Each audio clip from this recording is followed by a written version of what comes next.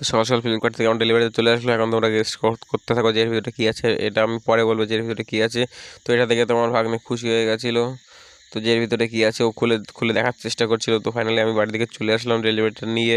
আমার ভাগ্নে আগে যাচ্ছে, কারণ ও খুবই খুশি ডেলিভারিটা দেখে। তো ভাই এত করে খুশি ছিল যে ও ছিঁড়েই ফেললো যে ওর দেখতে হবে যে এর ভিতরে কী আছে।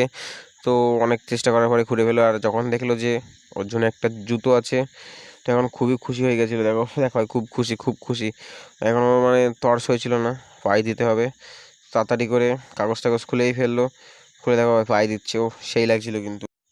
তারপরে সন্ধেবেলা চলে আসলাম সাইবার ক্যাফে, আমি আর আমার বন্ধু টিকিট করার জন্য। কেন ভাই, আমরা যাবো বৃন্দাবনে। তো টিকিট করে বাড়ি চলে আসলাম। তো এর ভিতরে টিকিটটা দিয়ে দিয়েছিল। তো এটা নিয়ে আমরা বাড়ি থেকে চলে আসলাম। তো আর কদিন পরেই যাবো ভাই বৃন্দাবনে, স্বপ্নটা সাকসেস করতে। তো এরকম আরও ভিডিও দেখার জন্য চ্যানেলটা সাবস্ক্রাইব করে রাখো। আর বৃন্দাবনের ভিডিও তো আসছেই, তার জন্য চ্যানেলটা কী করতে